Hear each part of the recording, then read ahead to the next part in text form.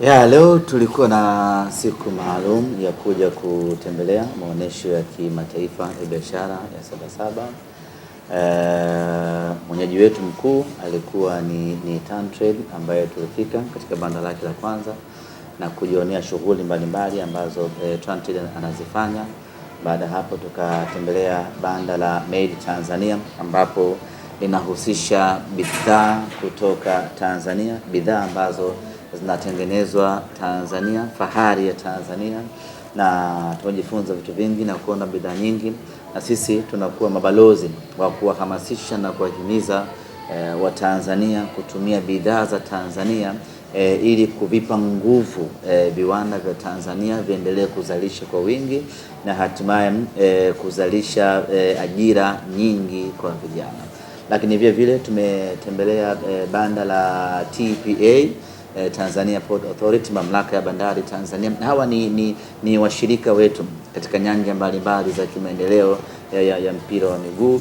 Simba Sports Club tumekuwa tukifanya kazi kwa ukaribu na TPA, na kwa mantiki hiyo basi leo tukasema iwe siku maalum ya kuja kuwatembelea. Ziko nyakati nyingi ambazo TPA inafanya kazi na Simba huko ndani. Kwa hiyo tukasema leo iwe siku maalum ya kwenda kuitembelea mamlaka hii, kuwasabahi, kuona kazi wanazofanya, kuona bandari ambazo wanasimamia, lakini na wao vile vile kuwapelekea shukrani zetu ambazo wamekuwa wakisupport Simba hapa na pale, na kuwapelekea na kuonesha mafanikio ambayo tumekuwa tukiyapata, ya kwamba support wanayotupa imezaa 1, 2, 3 msimu huu. Lakini tukatembelea vile vile TASAC, wadhibiti wa vyombo vya usafiri wa majini, na tukajifunza vitu vingi kuhusiana na sekta hiyo, lakini kubwa kabisa kuwapelekea na wenyewe mafanikio ambayo tuko nayo. Lakini tumewatembelea wabia wetu, wadhamini wetu, benki ya CRDB ambao ni wadhamini wakuu wa kombe la shirikisho la CRDB, na kwenda kuwapelekea kombe ambalo wao wamelidhamini na kombe ambalo sisi tumelitoa kutoka mikononi mwao, kuzungumza nao na kuwaonesha kile ambacho tumekipata msimu huu.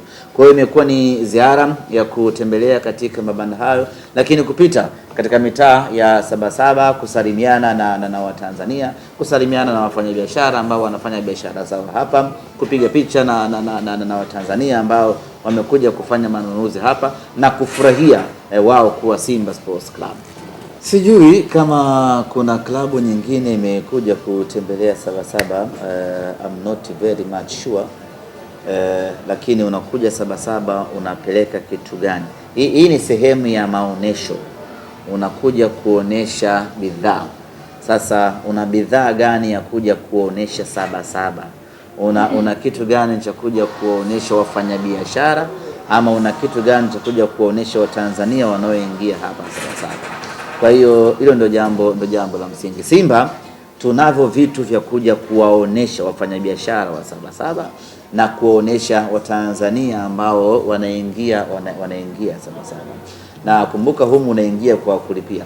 Kwa hiyo mtu aweze akalipia alafu asione kitu kilichokuwa bora.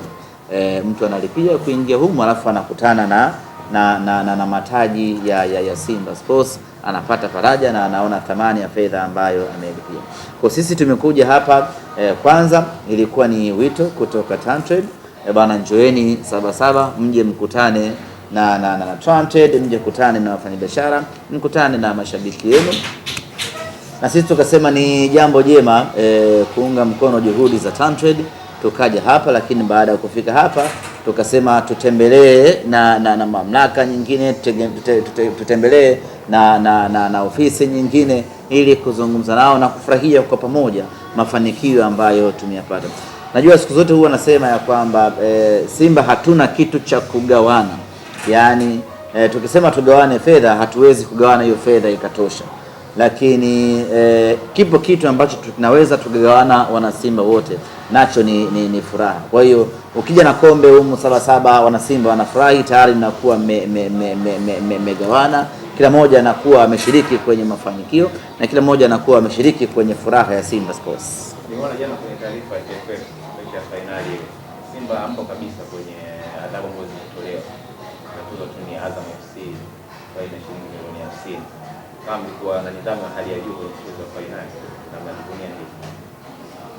Simba sisi ni baba wa soka la Tanzania, na mara zote tumekuwa tukihimiza na tukisimamia nidhamu, maadili na kimsingi kabisa kuishi kwenye falsafa ya Wallace Karia ya fair play. Hayo ndio yamekuwa maisha yetu, na kwa kukuta Simba wanaingia kwenye adhabu, mara nyingi inakuwa ni makosa ya pembeni ambayo yanatugharimu club, lakini ninapokuja kwenye eneo la pitch, Simba tuko very standard kwenye kusimamia taratibu, kanuni na misingi ya mpira wa miguu na misingi ya mashindano husika ambayo tunakuwa tunashiriki.